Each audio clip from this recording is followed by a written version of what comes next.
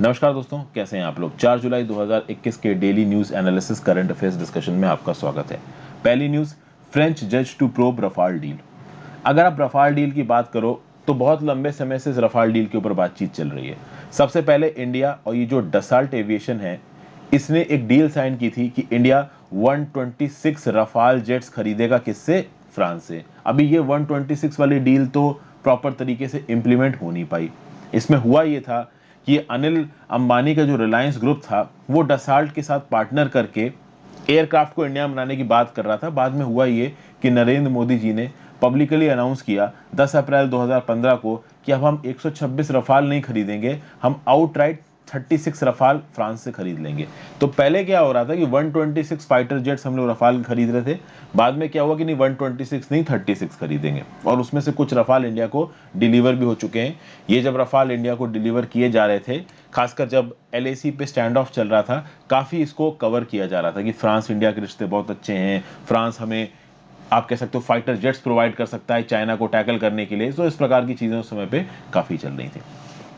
लेकिन अब कुछ प्रॉब्लम है। ये जो 36 फाइटर एयरक्राफ्ट की डील हुई है ना, 7.8 बिलियन यूरो डॉलर्स की, इसको लेके फ्रांस में कुछ सवाल खड़े हुए हैं। इसको लेके फ्रांस में करप्शन का इल्जाम लगा है, फेवरेटिज्म का इल्जाम लगा हुआ है। तो एक प्रोब शुरू की गई है। ये इंटर गवर्नमेंटल डील थी इंडिया फ्रांस के बीच में, 2016 की डील है। हमारे प्रेसिडेंट गवर्नमेंट के समय पे ये डील हुई है।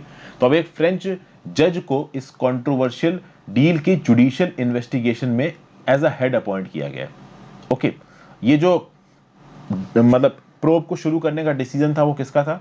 तो financial crimes branch of French public prosecution services, जो पीएनएफ नाम की बॉडी है फ्रांस के अंदर, उसके फाइनेंशियल क्राइम्स ब्रांच ने बोला है कि ठीक है भाई, ये जो रफाल डील हुई है इसमें ऐसा लग रहा है कि शायद करप्शन और फेवरेटिज्म हुआ है, तो यहाँ पे एक प्रॉपर इंक्वायरी करनी पड़ेगी, और फ्रेंच जज को यहाँ पे अपॉइंट कर दिया गया। अब जब फ्रांस की तरफ से इसमें इंक्वायरी शुरू हो गई तो डेफिनेटली इंडिया की तरफ से भी प्रेशर आएगा कि इसमें इंक्वायरी शुरू की जाए। क्या कोई करप्शन का एंगल इंडिया की तरफ से है? अब ये करप्शन का एंगल फ्रांस किस हिसाब से डील कर रहा है? ऐसा बोला जा रहा है कि जब 2016 में या 2015 के लगभग पे जो डील हुई थी इंडिया फ्रांस के बीच में, उस समय पे फ्रांस के जो टॉप पॉलिटिकल एग्जीक्यूटिव्स थे, जिनमें उनके प्रेसिडेंट का भी नाम आ रहा है, किस तरीके से आ रहा है वो मैं भी आपको बताता हूं। तो जो उनके टॉप पॉलिटिकल एग्जीक्यूटिव्स थे, उन्होंने कुछ फेवर लिए थे इंडियन, आप कह सकते हो जो मतलब कॉर्पोरेट्स हैं। और ये जो इंडियन कॉर्पोरेट है वो एक्चुअली में अनिल अंबानी है। यहाँ पे अनिल अंबानी का जो रिलायंस ग्रुप है, इसने डसॉल्ट के साथ पार्टनर किया था इन 36 एयरक्राफ्ट्स को इंडिया को डिलीवर करवाने के लिए। और इसका जो एमओयू साइन हुआ था वो रिलायंस और डसॉल्ट के बीच में साइन हुआ था। ओके, एक पॉसिबल जॉइंट वेंचर की तरह, जिसमें दोनों कंपनीज यानी कि डसॉल्ट और रिलायंस मिलकर प्रोग्राम और प्रोजेक्ट मैनेजमेंट करेंगी, रिसर्च और डेवलपमेंट करेंगी, डिजाइन इंजीनियरिंग करेंगी, असेंबली मैन्युफैक्चर करेंगी, मेंटेनेंस एंड ट्रेनिंग करेंगी। अभी जो ओरिजिनल 126 रफाल वाली जो डील थी ना, उसमें भी कहीं ना कहीं कुछ लफड़े थे। उस लफड़ों को चलते उसको खत्म करके 36 रफाल की डील की गई। अब ऐसा बोला जा रहा था कि डसाल्ट एविएशन एक समय पे हिंदुस्तान एरोनॉटिक्स लिमिटेड के साथ भी बात कर रहा है। मतलब डसाल्ट ने रिलायंस, जो अनिल अंबानी वाली रिलायंस थी, इसके साथ तो डील कर ही रखी है रफाल के लिए डसाल्ट ने। At the same point of time Dassault Hindustan aeronautics limited से भी बात कर रहा था, जबकि जो ओरिजिनल एमओयू साइन किया गया था उसमें हिंदुस्तान एरोनॉटिक्स लिमिटेड का कोई भी लेना देना नहीं है। अब आपको यह पता है कि हिंदुस्तान एरोनॉटिक्स लिमिटेड एक सरकारी कंपनी है। तो एक सरकारी कंपनी बिना सरकार के परमिशन के क्या डसॉल्ट के साथ किसी भी डील को लेकर बातचीत कर सकती है? अनटिल एंड अनलेस उस सरकारी कंपनी को सरकार की तरफ से परमिशन ना मिली हो। तो कुल मिला के इंडिया में भी ऐसे बहुत से लोग हैं कि हो सकता है कि सरकार का कुछ गलत इन्वॉल्वमेंट हो सकता है। इसीलिए इंडिया में भी इस पूरी रफाल की डील को लेके एक इन्वेस्टिगेशन शुरू करने की बात की जा रही है। अब सबसे पहले समझते हैं कि फ्रांस में इन्वेस्टिगेशन क्यों शुरू की गई है। 2017 में एक पार्टनरशिप कॉन्ट्रैक्ट साइन हुआ था डसाल्ट एविएशन के बीच में और अनिल अंबानी के रिलायंस के बीच में। अनिल अंबानी जी क्या है ना, ये मुकेश अंबानी जी जितने एफिशिएंट एडमिनिस्ट्रेटर नहीं है। इन्होंने कुछ इतने गंदे डिसीजंस लिए हैं कि 40 बिलियन डॉलर की दौलत से 1 बिलियन डॉलर बिल्कुल ऑलमोस्ट बैंकरप्सी की स्टेज पे पहुंच गए हैं। तो जो भी बाप दे के गए थे इतना बड़ा अंपायर बना के, उसको और बढ़ाने की बजाय बढ़ाया एक हद तक, उसके बाद पूरा ही डुबो दिया। तो ये जो डसाल्ट एविएशन वाला अनिल अंबानी का जो मतलब कहते हैं ना पार्टनरशिप थी, कॉन्ट्रैक्ट था, ये बिल्कुल ही इनके अगेंस्ट चला गया। तो डसाल्ट एविएशन और अनिल अंबानी ने मिलकर कंपनी बनाई थी डसाल्ट रिलायंस एरोस्पेस लिमिटेड। और इसका एक इंडस्ट्रियल प्लांट बनाने की भी बात की गई थी नागपुर के पास, जिसमें रफाल जेट्स वगैरह बनाए जाएंगे, अच्छी अच्छी बातें हुई थी। अब एक और चीज हुई थी, जब नेगोशिएशंस चल रहे थे इस रफाल जेट्स की परचेज के, और उस नेगोशिएशन में रिलायंस जो कि अनिल अंबानी की कंपनी थी ये भी इन्वॉल्व थी। जनवरी 2016 में हुआ ये कि अनिल अंबानी की रिलायंस ने एक फिल्म को को प्रोड्यूस किया, किसके साथ? जूली गायट के साथ। ये जूली गायट कौन है? फ्रैंकोस होलंडे के पार्टनर है, और फ्रैंकोस होलंडे उस समय पे फ्रांस के प्रेसिडेंट थे। तो शायद यहाँ पे फ्रांस में इस प्रकार के इल्जाम लगाए जा रहे हैं, फ्रांस में तो यही इल्जाम लगाए जा रहे हैं क्योंकि चूंकि उस समय पे फ्रैंकोइस होलंडे वहां के प्रेसिडेंट थे और उनके पार्टनर जूली गायट की एक फिल्म में पैसा लगाया था रिलायंस के अनिल अंबानी ने, तो हो सकता है कि इसके बदले में डसॉल्ट वाली डील रिलायंस को दे दी गई हो। ऐसा यहाँ पे फ्रांस में इल्जाम लगाया गया है, इसलिए फ्रांस में प्रोब शुरू हो गई है, और फ्रांकोस ये क्या नाम से फ्रैंकोस होलंडे का भी उसमें नाम आ रहा है। अब ये तो हो गई फ्रांस की साइड की स्टोरी। इंडिया की साइड की स्टोरी क्या है? इंडिया की साइड की स्टोरी ये है कि इंडिया में लोग कह रहे हैं कि हमने ये जो रफाल खरीदे हैं ना, हमने ये रफाल बहुत महंगे खरीदे हैं, जो मार्केट रेट है इनका और जो इनकी काबिलियत है उससे काफी महंगे खरीदे हमने रफाल, ऐसा इंडिया की साइड पे ऐसा बोलना है। और प्लस एक बात और उठाई गई, जैसा कि मैंने आपको बताया, हिंदुस्तान एरोनॉटिक्स लिमिटेड के साथ भी एक समय पर डसाल्ट बहुत कर रहा था। तो जब हिंदुस्तान एरोनॉटिक्स लिमिटेड एमओयू में था ही नहीं, तो डसाल्ट क्यों हिंदुस्तान एरोनॉटिक्स लिमिटेड से बात कर रहा था, और एक सरकारी कंपनी बिना सरकार की परमिशन से कैसे बात कर रही है? तो उसके चलते हवा में बहुत सारी भीनी भीनी बातें उड़ रही हैं कि इसके ऊपर एक करप्शन प्रोब होनी चाहिए। हालांकि होगी नहीं, ये पूरा का पूरा इशू समझाना था तो मैंने डिटेल में ब्रेकअप करके आपको समझा दिया। जनरल स्टडीज पेपर 2 में government policies and interventions for development in various sectors and issues arising out of design and implementation defence technology में, और जनरल स्टडीज पेपर 4 में चैलेंजेस ऑफ करप्शन में न्यूज आपको काम आएगी। आगे बढ़ने से पहले वीडियो पे लाइक का बटन, अगर अब तक आपने इस चैनल को शेयर नहीं किया है, इस चैनल को सब्सक्राइब नहीं किया है, दूसरों लोगों को बताया नहीं इसके बारे में, बिल्कुल बताइए। वीडियो को लाइक करना मत भूलिएगा। किसी भी आप ट्विटर प्रोफाइल पे हो या किसी भी इंपॉर्टेंट फेसबुक ग्रुप में हो जहाँ पे बच्चे एग्जाम वगैरह की तैयारी कर रहे हैं, किसी भी एग्जाम की तैयारी कर रहे हैं, तो चूंकि ये करंट अफेयर्स की वीडियो है, आप डेफिनेटली इस वीडियो को उनके साथ शेयर कर सकते हो, उनके काम ही आएगी ये। साथ साथ इंस्टाग्राम पे फॉलो करके आप अपने डाउट्स भेज सकते हैं। अपने मेंबर्स का स्वागत कर लेते हैं आज। ऋतुराज पटेल ने हमको ज्वाइन किया है। Rituraj Patel has been a member of this channel for 2 months in a row. ये 3rd month है as a member. Thank you so much Rituraj Patel. Next Shubhan Sharma ने हमको ज्वाइन किया है, और प्रीतम कुमार ने हमको ज्वाइन किया है। तो Rituraj Patel, Shubham Sharma and Pritam Kumar, I welcome you all to my channel as a member. Thank you so much for your consistent and continued support. और एंड में टेलीग्राम ग्रुप को ज्वाइन करना मत भूलें, सारी की सारी अपडेट्स आपको टेलीग्राम ग्रुप में मिलेंगी। मैं कोशिश करूंगा कि बिना क्लैटर किए बहुत सारे जो लिंक्स है वो एक जगह पे आपको प्रोवाइड कर दूं। रेलेवेंसी के हिसाब से अगर कोई वीडियो बहुत ज़्यादा इंपॉर्टेंट होगी तो उसका इंडिविजुअल लिंक, नहीं तो एक ही पोस्ट में बहुत सारे लिंक आपको मिल जाएंगे। और अब से आपको डेली बेसिस पे जो भी करंट अफेयर्स की पीडीएफ है मिल जाएगी, या तो शाम तक या उसके अगले दिन सुबह तक। और वेबसाइट पे तो देखिए उसी दिन कंटेंट अपलोड हो जाता है। वेबसाइट वाला कंटेंट मैं आपको बोलूंगा प्रेफर करो, रीजन बीइंग वहां पे थोड़ा इन्यूमरेट करके होता ही है कि सुबह जब पीपीटी बनानी होती है तो जल्दी जल्दी में पीपीटी बनानी होती है, समय का थोड़ा अभाव होता है। मेरा टारगेट होता है कि 12, 1 या 2 बजे तक आपको करंट अफेयर्स मिल जाए, एडिटोरियल तो सुबह ही आता है। तो उसके लिए कभी कभी क्या हो जाता है कि सुबह वाली पीपीटी में उतना इन्यूमरेटेड और डिटेल्ड कंटेंट नहीं हो पाता है, लेकिन वेबसाइट पे जो शाम को एडिटोरियल के और करंट अफेयर्स के आर्टिकल्स अपलोड होते हैं उसमें पूरा डिटेल्ड कंटेंट होता है। कोई भी पॉइंट में, कोई भी फैक्ट में मिस नहीं करता हूं। अभी रिसेंटली एक मेरे स्टूडेंट ने मुझे मैसेज किया था कि सर जो आप हिंदू की पीडीएफ दे रहे हैं उसमें फैक्ट्स मिसिंग है। तो देखिए हिंदू की पीडीएफ को मुझे समझाना होता है और मैं बहुत डिटेल में उसको बनाने में समय नहीं लगाता हूँ, ठीक है ना। बनाने में समय लगाऊंगा तो हिंदू एडिटोरियल और लेट हो जाएगा, वैसे ही बहुत लेट जाता है, 10:30 11 बज जाते हैं एडिटोरियल जाते जाते, कभी कभी उससे ज्यादा भी हो जाता है। इसीलिए मैं कहता हूँ शाम को जाके आप वेबसाइट पे पढ़ लिया करो और डिटेल में चीजें पता चल जाएंगी। अच्छा, नेक्स्ट न्यूज पे आते हैं। Pushkar Dhami to be appointed next Uttarakhand CM. तो भाई तीरथ सिंह रावत रिजाइन कर चुके हैं, ये न्यूज मैंने कल ही आपके साथ कवर की थी। और अब पुष्कर सिंह धामी को 11वां चीफ मिनिस्टर बनाया गया उत्तराखंड का। भाई 2 बार एमएलए रह चुके हैं Dhami sahab from Khatima in Udham Singh Nagar district. ये तीरथ सिंह रावत को रिप्लेस कर रहे हैं। कॉन्स्टिट्यूशनल क्राइसिस थी और तीरथ सिंह रावत ने क्यों रिजाइन किया है ये मैंने कल की वीडियो में आपको बहुत डिटेल में बताया। हालांकि धामी का नाम इतना ज्यादा एक्सपेक्टेड नहीं था, काफी यंग है, 45 साल के हैं, और आप कह सकते हो चीफ मिनिस्टर ऑफ उत्तराखंड की कैटेगरी में सबसे ज्यादा यंगेस्ट है। Till date he is the youngest chief minister of Uttarakhand, केवल 45 साल के हैं। इससे पहले जो यंगेस्ट चीफ मिनिस्टर थे उत्तराखंड के वो थे रमेश पोखरियल निशंक साहब, जो कि 49 ईयर्स के थे। अब ये सेंट्रल कैबिनेट में थे, सेंट्रल कैबिनेट में है। नीचे कमेंट बॉक्स में बताइए रमेश पोखरियल निशंक साहब कौन से मिनिस्टर हैं, कौन सा पोर्टफोलियो इनके पास है, कमेंट बॉक्स में इसको मुझे बताइए। जनरल स्टडीज पेपर 2 में appointment to various constitutional post, powers, functions and responsibility of various constitutional bodies में न्यूज आपको काम आएगी। Next news, OPEC plus seeks consensus on oil output. भाई ओपेक प्लस में बातचीत चल रही है और बातचीत इस चीज को लेकर चल रही है कि ऑयल आउटपुट की पॉलिसी क्या रखनी है। आपको पता होना चाहिए कि पिछले 6 महीने से ऑयल के दाम लगातार बढ़ रहे हैं। अब आप देखो तो $75 अब बैरल पहुंच चुका है ऑयल। इस साल 40% ऑयल के दामों में इंक्रीज हुआ है। पिछले 2.5 सालों में सबसे ज्यादा, आप कह सकते हो 2.5 सालों का 1.5 सालों में कह लीजिए, जो ऑयल के दाम है सबसे ज्यादा रहे हैं ये। कोरोना से पहले भी ऑयल के दाम बहुत ज्यादा नहीं थे और कोरोना के आने के बाद तो ऑयल के दाम बिल्कुल धड़ल्ले से नीचे गिरे थे। तो उसी के लिए ये जो ओपेक प्लस कंट्रीज हैं, इन्होंने साथ में बैठ के बातचीत की थी और ये डिसाइड किया था कि भाई हम ऑयल के प्रोड्यूस को थोड़ा कम करते हैं, क्योंकि ऑयल का प्रोड्यूस ज़्यादा होगा, डिमांड कम होगी कोरोना के चलते, तो ऑटोमेटिकली दाम नीचे हो जाएंगे और इतने नीचे दाम भी अच्छे नहीं हैं। अब सबसे पहले ये ओपेक के बारे में जान लेते हैं और थोड़ा बहुत ओपेक प्लस के बारे में जान लेते हैं। इसमें मेंबर कंट्रीज कितनी, तो न्यूज़ थोड़ा आपको ज़्यादा समझ में आएगी। ये जो organisation of petroleum exporting countries है, इसको बनाया गया था बगदाद, इराक में। सितंबर 1960 में ये एग्रीमेंट साइन किया गया था। 5 कंट्रीज इसमें इन्वॉल्व थी। पहली इस्लामिक रिपब्लिक ऑफ ईरान, दूसरी इराक, तीसरी कुवैत, चौथी सऊदी अरेबिया, 5वीं वेनेजुला। ये फाउंडिंग मेंबर्स हैं इस ऑर्गेनाइजेशन के, ओपेक के।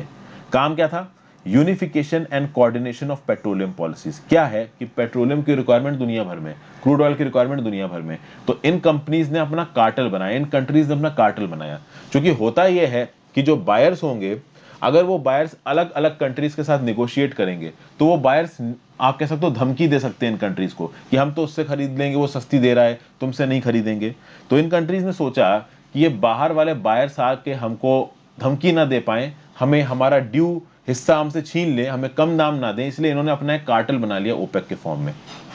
और इस कार्टेल का काम क्या है कि भाई ठीक ठाक रेगुलर सप्लाई हो पेट्रोलियम की दुनिया भर की मार्केट्स में, प्राइसेस भी स्टेबलाइज रहें और ये जितना खर्चा कर रहे हैं तेल पैदा करने में, इनके नेचुरल रिसोर्सेज में, उतना इनको पैसा भी मिले। तो पहले तो ओपेक बनाया 5 कंट्रीज ने, बाद में ये हो गया ओपेक प्लस। अभी के लिए ओपेक प्लस में कौन कौन आता है? तो भैया अल्जीरिया है, अंगोला है, यूएई है, वेनेजुला है, सऊदी अरेबिया है, रिपब्लिक ऑफ कॉन्गो है, लिबिया है, नाइजर है, कुवैत है, ईरान है, इराक है, गैबॉन है, इक्वेटोरियल गिनी है। ये जो मैंने अभी कंट्री के नाम लिए ना आपने, हो सकता है मैंने शायद गलती से ओपेक प्लस बोल दिया, ये ओपेक हैं लगभग। अगर आप देखोगे तो ओपेक की कंट्रीज हैं ये, Algeria, Angola, UAE, okay, Venezuela, Saudi Arabia, Republic of Congo, Libya, Nigeria, Kuwait, Iran, Iraq, Gabon, Equatorial Guinea. अच्छा याद रखिएगा 2019 में ओपेक में 14 कंट्रीज थी। एक कंट्री और थी इस लिस्ट में जिसका नाम था इक्वेडोर, लेकिन इक्वेडोर ने 2020 में ओपेक छोड़ दिया क्योंकि वो अपने तेल को थोड़ा और फ्रीली बेचना चाहते। तो ये तो ओपेक हो गई। और ओपेक प्लस कंट्रीज में कुछ ऐसी नॉन ओपेक कंट्रीज हैं जो कि क्रूड ऑयल एक्सपोर्ट करती हैं, जैसे कि Azerbaijan, Bahrain, Brunei Darussalam, Kazakhstan, Malaysia, Mexico, Oman, Russia, south Sudan, Sudan. ये सब भाई आपकी ओपेक प्लस कंट्रीज हैं। तो ये ओपेक कंट्रीज क्या है, ये ओपेक प्लस कंट्रीज क्या है, ये आपको पता चल गया। अब ये सारी कंट्रीज यहाँ पे बैठ के ऑयल पॉलिसी को डिसाइड कर रही है, ऑयल आउटपुट पॉलिसी को डिसाइड करने की कितना ऑयल हमको पैदावार करना है। अब समझिए, पिछली बार इन्होंने ऑयल आउटपुट को प्रतिदिन 10 मिलियन बैरल्स पर डे से घटाने का डिसीजन लिया था मई 2020 में। आपको पता है मार्च अप्रैल से पूरी दुनिया में कोरोना वायरस फैलने लगा था, क्रूड ऑयल की डिमांड बिल्कुल नीचे चली गई थी, ना के बराबर हो गई थी, तो उसके चलते क्रूड ऑयल के दाम घट रहे थे। तो ये ओपेक प्लस कंट्रीज मिली और उन्होंने डिसाइड किया कि भैया हम अपने दिन का जो प्रोडक्शन है उसको 10 मिलियन बैरल्स पर डे से गिरा देंगे, क्योंकि इनका ये बोलना है ज्यादा तेल पैदा करने का फायदा क्या है जब कोई खरीद नहीं रहा है। तो उस समय पे ओपेक प्लस कंट्रीज ने डिसाइड किया कि per day production 10 million barrels per day से गिरा दिया जाएगा और इन्होंने गिरा दिया। फिर उन्होंने बोला कि भाई देखिए, ये जो हमने प्रोडक्शन कम किया है ये अप्रैल 2022 तक हम कम रखेंगे और अप्रैल 2022 के बाद एक फेज्ड मैनर में हम अपने प्रोडक्शन को बढ़ाना शुरू करेंगे। ठीक है, अभी के लिए अगर आप देखो तो पर डे पैंडेमिक से पहले के अगर आप रिस्पेक्ट में कंपेयर करेंगे तो OPEC plus 5.8 million barrels per day कम पैदा कर रहे हैं तेल। और बीच में इंडिया ने एक स्टेटमेंट भी इशू किया था जिसमें इंडिया के मिनिस्टर्स ने बोला था कि भाई अगर इस प्रकार से ओपेक कंट्रीज अपना प्रोडक्शन कम करेंगी, तेल महंगा हो जाएगा, तो इंडिया डेवलप कैसे करेगा। तो इन ओपेक कंट्रीज की तरफ से स्टेटमेंट गया था इंडिया को कि जो फ्री में और सस्ते में खरीदा था कोरोना के दौरान उसको इस्तेमाल कर लो। तो इस प्रकार की बातें बीच में हुई थी, इंडिया को ह्यूमिलिएट किया गया था। खैर वो एक अलग बात है। अभी के लिए आप देखो तो ये ओपेक का जो कट है वो 5.8 मिलियन बैरल्स पर डे है। अब यहाँ पे बातचीत हो रही है और इस बातचीत में ये जो ऑयल आउटपुट पॉलिसी इसको थोड़ा बदलने की बात की जा रही है। सऊदी अरेबिया और रशिया क्या बोल रहा है कि भाई देखिए हम लोग काम करते हैं, थोड़ा आउटपुट पर डे के बेसिस पे बढ़ाते हैं। तो सऊदी अरेबिया रशिया का बोलना है काम करते हैं इमीडिएट बेसिस पे 2 million barrels per day extra पैदा करते हैं हम लोग क्रूड ऑयल, ये साल के एंड तक पैदा करेंगे। और हमने अप्रैल 2022 तक की जो रिस्ट्रिक्शंस लगाए हैं ना, ऑल कट्स लगाए हैं ना, इसको हम दिसंबर 2022 तक लेके जाते हैं। मतलब समझिए कुछ कंट्री सऊदी अरेबिया और रशिया जैसी क्या बोल रही हैं कि पहले हम लोगों ने कट्स इंपोज किए थे अप्रैल 2022 तक, तो इमीडिएट बेसिस पे चूंकि पूरी दुनिया में ऑयल के दाम बढ़ रहे हैं, ग्लोबल रिकवरी धीमी हो रही है, तो हम प्रतिदिन 2 मिलियन बैरल्स पर डे और पैदा करते हैं। लेकिन उसको कंपनसेट करने के लिए हम एक काम करते हैं कि जो रिस्ट्रिक्शंस हमने अप्रैल 2022 तक लगाए थे उसको दिसंबर 2022 तक करते हैं। अब आप बोलोगे कि सर अगर आप प्रोडक्शन बढ़ा रहे हो तो रिस्ट्रिक्शंस कैसे? अभी के लिए ओपेक का production 5.8 million barrels per day से कम है। अब इसमें से अगर दिन में 2 मिलियन बैरल्स पर डे आप ज्यादा पैदा करना चाहते हो तो कितने का कट हो गया? 3.8 मिलियन बैरल्स पर डे का कट हो गया। ये 3.8 मिलियन बैरल्स पर डे का कट कब तक है? अप्रैल 2022 तक। इसको अप्रैल 2022 से चेंज करके दिसंबर 2022 कर दो, ऐसा बोला सऊदी अरेबिया और रशिया ने। यूएई ने बोला ये नहीं हो पाएगा। यूएई ने बोला एक काम करो, ये जो 2 मिलियन बैरल्स पर डे आप प्रोडक्शन बढ़ाने की बात कर रहे हो अभी उसके लिए तो हम तैयार हैं, लेकिन अप्रैल 2022 के बाद कट करना है या नहीं करना है ये हम उस समय पे देखेंगे। एक्चुअली में जो अलग अलग इंडिविजुअल कंट्रीज है ना, ये अक्सर कर आपस में एक दूसरे से लड़ती रहती। इक्वाडोर क्यों छोड़ गया ओपेक को? इक्वाडोर ओपेक को इसीलिए छोड़ गया, इक्वाडोर को ऐसा लग रहा था इस कार्टेल में रह के आप अपने मन के हिसाब से अपना तेल पैदा नहीं कर सकते हो। तो ये कार्टेल डिसाइड करेगा कि टोटल तेल कितना पैदा होगा और उस टोटल तेल में से अलग अलग कंट्रीज कितना तेल पैदा कर सकती हैं, और अलग अलग कंट्रीज जितना भी तेल पैदा करेंगी वो उतना ही एक्सपोर्ट करेंगी, उतना ही उनको एक्सपोर्ट अर्निंग मिलेगी। तो अलग अलग कंट्रीज का अक्सर कर ये बोलना होता है कि इस कार्टेल के चलते हमारे ऊपर एक लिमिट इंपोज हो जाती है और हम उससे ज्यादा तेल पैदा नहीं कर पाते, हमें एक्सपोर्ट अर्निंग हो नहीं पाती है।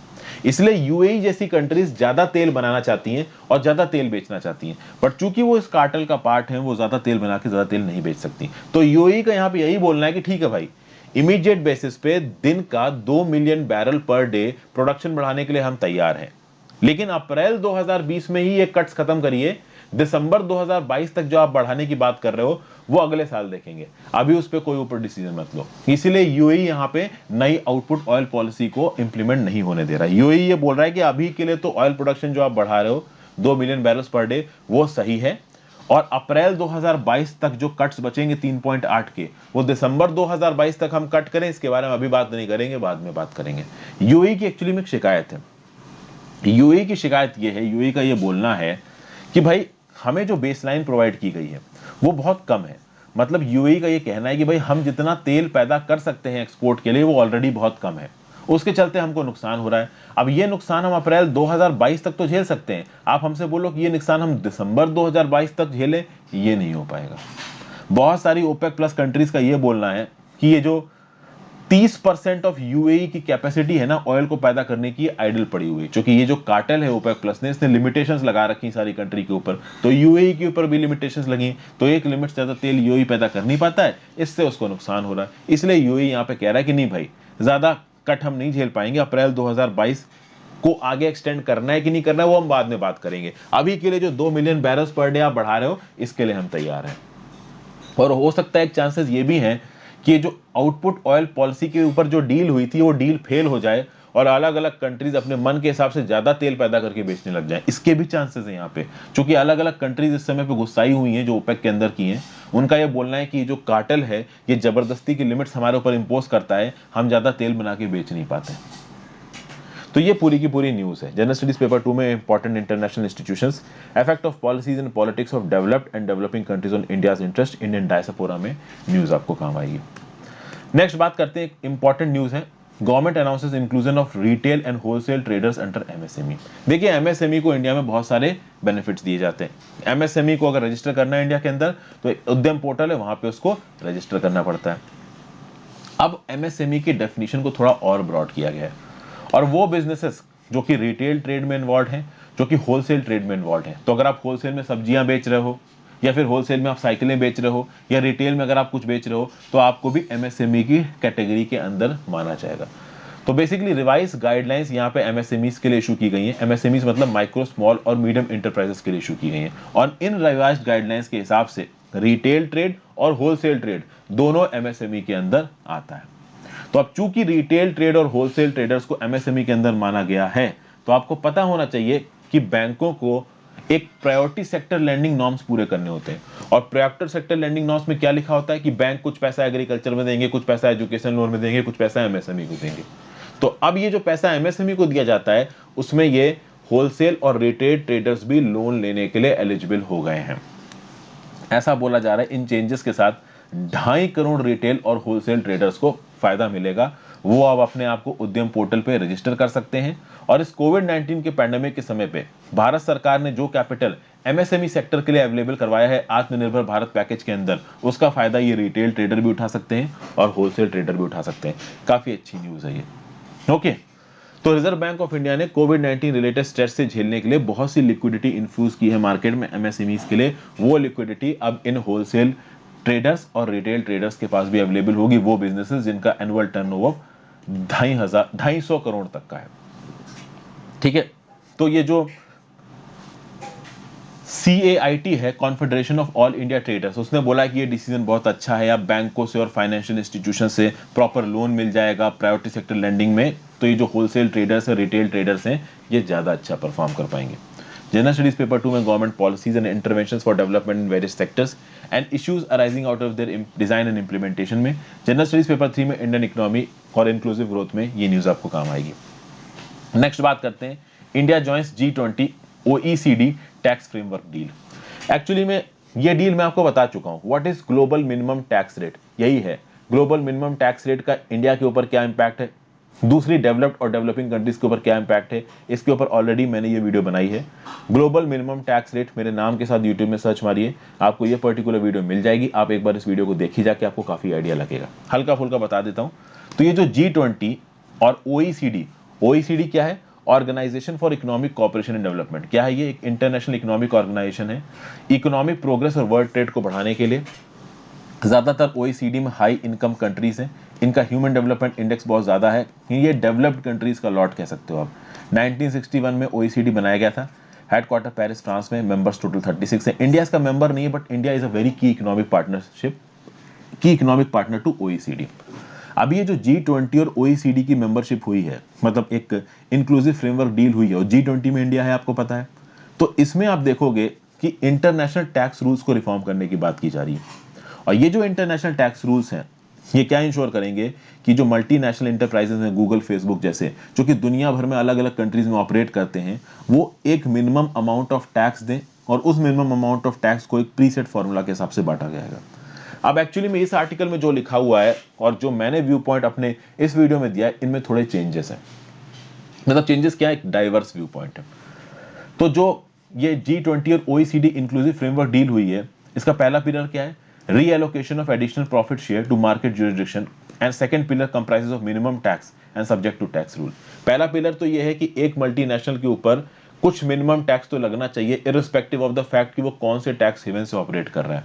तो केमन आइलैंड जैसे टैक्स इन्वेजन, पैनामा सिटी जैसे टैक्स हेवन, ये ना के बराबर टैक्सेस लेते हैं इन मल्टीनेशनल से। तो तुम किसी भी टैक्स हेवन में चले जाओ, इररिस्पेक्टिव ऑफ द फैक्ट कि तुम किस टैक्स हेवन में काम कर रहे हो, तुमको मिनिमम अमाउंट ऑफ टैक्स देना पड़ेगा। ये पहला वो कह सकते हैं कंडीशन लगाई जाएगी। और एक कंडीशन ये है कि आपको टैक्सेस उन मार्केट ज्यूरिसडिक्शन को भी देना पड़ेगा जहां पे आप ऑपरेट कर रहे हो। तो फेसबुक, गूगल जैसी कंपनीज अगर इंडिया में आके ऑपरेट कर रही हैं और इंडिया के मार्केट से पैसा कमा रही हैं, तो उनको इंडिया के मार्केट में टैक्स देना चाहिए। तो फेसबुक ने अपने आप को सिंगापुर में रजिस्टर कर रखा है, और वो सिंगापुर में टैक्स पे करती है और ऑपरेट इंडिया से कर रही है, इंडिया से प्रॉफिट कमाती है, गूगल भी यही करती है। तो ऐसे केसेस में इंडिया को नुकसान होता है। तो यहां पे इंडिया को भी टैक्स देना चाहिए फेसबुक को। लेकिन ये सामने से सुनने में अच्छा लग रहा है, जब आप इस पर्टिकुलर वीडियो को देखोगे तो आपको पता चलेगा कि जिस हिसाब से इंडिया को टैक्स देगी ना फेसबुक, गूगल जैसी कंपनी, वो टैक्स निग्लिजिबल होगा, कोई फायदा नहीं होगा। और इस टैक्स को लगाने के चलते हमने जो इक्वलाइजेशन लेवी लगाई है वो हमको हटानी पड़ेगी। ठीक है ना। हमने जो डिजिटल टैक्स लगाया वो हमको हटाना पड़ेगा, तो हम डिजिटल टैक्स हटा देंगे और ग्लोबल मिनिमम टैक्स रेट हमको मिलेगा, हमें ज़्यादा कोई खास फायदा होने वाला नहीं है।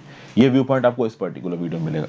बहरहाल फिर भी इंडिया ने G20 और OECD इंक्लूसिव फ्रेमवर्क ज्वाइन किया है। क्यों? क्योंकि अभी भी इसके टेक्निकल डिटेल्स के ऊपर काफी बातचीत होगी, अभी भी फाइनल कंसेंसस एग्रीमेंट नहीं आया है। तो इस फ्रेमवर्क के अंदर इंडिया के टैक्स एक्सपर्ट्स बैठेंगे, वो अपना व्यू पॉइंट रखेंगे, डेवलप्ड कंट्रीज अपना व्यू पॉइंट रखेगी, चाइना अपना व्यू पॉइंट रखेगा, और फिर फाइनली एक एग्रीमेंट एंड में निकल के आएगा। और ऐसा एक एग्रीमेंट एंड में निकल के आना चाहिए, क्योंकि ये मल्टीनेशनल्स बहुत ज़्यादा ताकतवर हैं, बहुत ज़्यादा पैसा कमाते हैं, इनके ऊपर टैक्स लगाना ज़रूरी है। कल की डेट में आप IAS IPS बनोगे या कोई भी गवर्नमेंट सर्वेंट बनोगे, आपका टैक्स ऑटोमेटिकली काट लिया जाएगा, और ये कॉर्पोरेट्स टैक्स नहीं देते हैं। तो ज़रूरी है कि जो हैवी प्रॉफिट बेसिस पे काम करने वाले कॉर्पोरेट्स हैं, इनसे टैक्स लिया जाए। ओके, तो ये चीज़ है यहाँ पे, यही सारी बातें मैं आपको बताई। इस पर्टिकुलर स्लाइड को आप पढ़ लो, इसमें कुछ भी नया आपको ऐसा नहीं दिखेगा। जैसे क्या लिखा हुआ है, pillar 1 of OECD and G20 2 pillar solutions of addressing tax challenge seeks to show a special purpose nexus rule and profit allocation formula to reallocate a part of supernormal profits of largest and most profitable multinational groups in market countries like India and China। मतलब India China के market बहुत बड़े हैं, ये बड़ी बड़ी companies आके India China के मार्केट से पैसा कमाती हैं, इंडिया चाइना को टैक्स नहीं देती हैं। तो इस नए फॉर्मूला के अंदर इंडिया चाइना को टैक्स देना पड़ेगा, लेकिन बातें अच्छी अच्छी हैं, अंदर से आपको पता चलेगा कि कोई ज्यादा टैक्स नहीं दे रहे हैं। ओके, तो ये सब बातें हैं। यहाँ पे बेसिकली ट्रीटी शॉपिंग को रोकने की कोशिश की गई है। Okay, this development has a potential to significantly contain treaty shopping. क्या होती है treaty shopping? Treaty shopping typically involves the attempt by a person to indirectly access the benefits of a tax treaty between two jurisdictions without being a resident of one of these jurisdictions। तो मान लीजिए किसी एक company ए ने अपने आप को केमन आइलैंड्स पे रजिस्टर किया, और केमन आइलैंड्स से रजिस्टर करके वो धंधा इंडिया में चला रही है, इंडिया से उसने बहुत सारा प्रॉफिट कमाया और अपना प्रॉफिट डिक्लेयर किया उसने केमन आइलैंड में, और केमन आइलैंड की सरकार को निग्लिजिबल टैक्स दे दिया। अब जब केमन आइलैंड की सरकार को निग्लिजिबल टैक्स दे दिया, तो इंडिया की सरकार टैक्स नहीं मांगेगी। क्यों?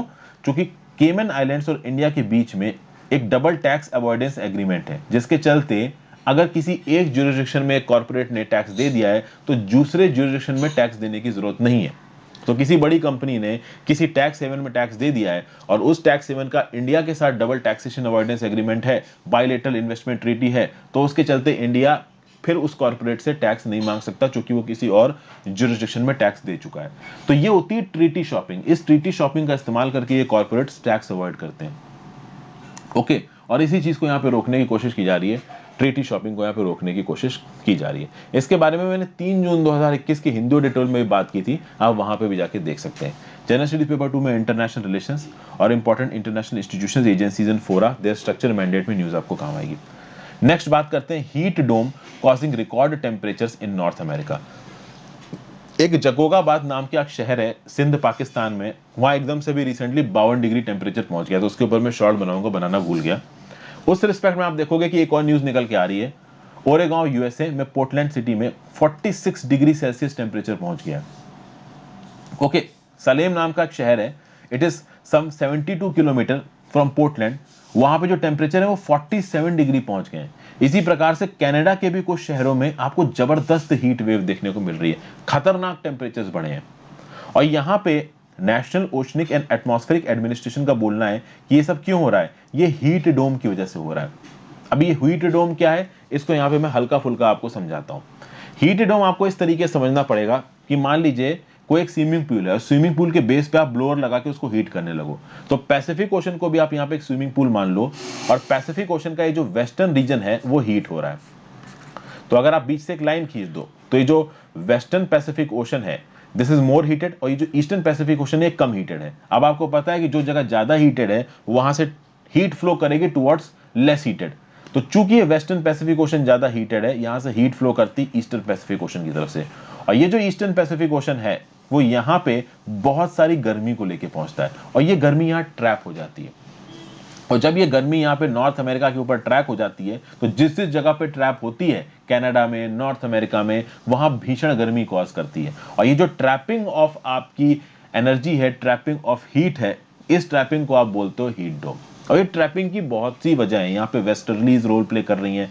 प्रेशर बेल्ट्स अभी पढ़ाऊंगा आपको एनसीईआरटी में, पहले पढ़ाया भी है। तो प्रेशर बेल्ट्स में आपको पता है क्या है, ट्रेड विंड्स होती हैं आपकी, प्रेशर बेल्ट्स में आपका वेस्टर्लीज होती हैं, और ये जो ट्रेड विंड्स और वेस्टर्लीज हैं वो इस हीट डोम को रिस्ट्रिक्ट कर देती हैं इस पर्टिकुलर इलाके में, ये हवा इस वाले इलाके में। और इस वाले इलाके में ये जो गर्म हवाएं थी जो कि वेस्टर्न पैसिफिक ओशन की तरफ से आ रही हैं वो यहाँ पे ट्रैप हो जाती हैं, ट्रैप होने के चलते यहाँ पे कुछ जगहों पे बहुत ज्यादा टेम्परेचर आपको नजर आता है।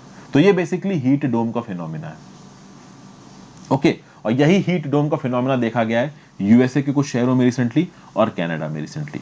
अगर सही लगा तो मैं इसके ऊपर एक वीडियो भी बनाऊंगा। ये आपको हीट डोम दिख रहा है, प्रॉपर जो गर्म हवाएं हैं वो इस रीजन में कंसंट्रेट हो गई और बाहर नहीं निकल पा रही हैं, जो कि वेस्टर्लीज और कुछ आप कह सकते हो अपर लेवल पे जो जेट स्ट्रीम्स काम कर रही हैं, उन जेट स्ट्रीम्स ने इस पर्टिकुलर गर्म एयर मास को यहाँ पे ट्रैप कर दिया, तो वो एयर मास यहाँ से वापस नहीं निकल पा रहा है। अब यहाँ पे क्वेश्चन उठेगा आपके सामने कि सर ये वेस्टर्न पैसिफिकेशन हीट क्यों हो रहा है? तो ये किसी को नहीं पता है क्यों हीट हो रहा है। दुनिया में ऐसे बहुत सारे एनवायरमेंटल फिनोमेना है जिसके बारे में अभी ज्यादा जानकारी नहीं साइंटिस्ट के पास। क्या एल नीनो साउदर्न ऑस्लेशन के बारे में हमको पूरी जानकारी है? क्या हमको ला नीना के बारे में पूरी जानकारी है? ये इंडियन ओशन डाइपोल क्यों होता है इसके बारे में पूरी जानकारी है? इनके इंपैक्ट हमको पता है, बट इनके बारे में पूरी जानकारी नहीं कि एग्जैक्टली हो क्यों रहे हैं। इनके ऊपर अभी भी शोध चल रही है। और उसी एक फिनोमिना में ये वेस्टर्न पैसिफिक ओशन की वार्मिंग है जिसके चलते यहाँ हीट डोम बना है और बहुत टेम्परेचर्स बढ़ गए। और आज की final news, Aurangabad shortlisted for freight smart city. देखिए हमारे देश में 75 सिटीज को शॉर्टलिस्ट किया गया है to develop as freight smart city. यहाँ पे बस आपको समझना जरूरी है कि फ्रेट स्मार्ट सिटी का कंसेप्ट क्या है। The concept and the objective is to improve the efficiency of urban freight and create an opportunity for reduction in logistic cost. इसके लिए एक सिटी लेवल लॉजिस्टिक कमेटी बनाई जाएगी। ये कमिटीज क्या करेंगी? ये गवर्नमेंट डिपार्टमेंट्स के साथ मिलकर और लोकल लेवल पे एजेंसीज के साथ मिलकर, सेंट्रल मिनिस्ट्रीज और एजेंसीज के साथ मिलकर लॉजिस्टिक सर्विसेज को इंप्रूव करने की कोशिश करेंगी। सिटी लॉजिस्टिक प्लान बनाए जाएंगे। भाई फ्रेट स्मार्ट सिटी, सिटी के अंदर फ्रेट को यानी सामान को एक जगह से दूसरी जगह एफिशिएंटली कम समय में और कम दाम पे पहुंचाया जा सके, अर्बन फ्रेट को इंप्रूव किया जा सके, ये टारगेट है इस फ्रेट स्मार्ट सिटी प्रोग्राम का। खास बात यहां पे ये है कि जो फाइनल माइल फ्रेट मूवमेंट होता है this is responsible for 50% of the total logistic loss. जैसे फॉर एग्जांपल आपने अमेजन से कुछ ऑर्डर किया, अभी अमेजन का सामान उसके गोडाउन में पड़ा है, वहां से सामान निकला और आपके घर तक आया, इसको आप बोलते हो फाइनल माइल फ्रेट मूवमेंट। और फाइनल माइल फ्रेट मूवमेंट में खर्चा ज्यादा होता है क्योंकि अर्बन इलाकों में फ्रेट मूवमेंट करने के बहुत खर्चे होते हैं। भाई ट्रैफिक में फंस गया वो गाड़ी वाला, घर आते आते बहुत सारा ट्रैफिक जल गया, कभी डिले हो गया, अगले दिन देने आ रहा है, ह्यूमन कॉस्ट बढ़ रही है, इन्वायरमेंटल कॉस्ट बढ़ रही है, तो बहुत महंगा होता है आपका अर्बन फ्रेट मूवमेंट। तो स्मार्ट सिटी को इस फ्रेट मूवमेंट के कंसेप्ट के साथ जोड़ के लॉजिस्टिक कॉस्ट को घटा के फ्रेट और लॉजिस्टिक को अर्बन इलाकों में इंप्रूव करने की बात की जा रही है, और यही है हमारा फ्रेट स्मार्ट सिटी प्रोग्राम। इसके ऊपर आगे भी आर्टिकल्स आएंगे, तब डिस्कस करेंगे। डेफिनेटली एडिटोरियल में इसके ऊपर एक आर्टिकल आएगा। जनरल स्टडीज पेपर 2 में government policies and interventions, general studies paper 1 में urbanisation and general studies paper 3 में ग्रोथ एंड डेवलपमेंट में न्यूज आपको काम आएगी। So thank you for watching this video friends. आज का करंट अफेयर्स यहाँ पे खत्म होता है। आशा करता हूँ आपको इस वीडियो में कुछ ना कुछ यूजफुल सीखने को मिला होगा। ज्यादा से ज्यादा लोगों के साथ इस वीडियो को शेयर करिएगा। Goodbye, have a great day.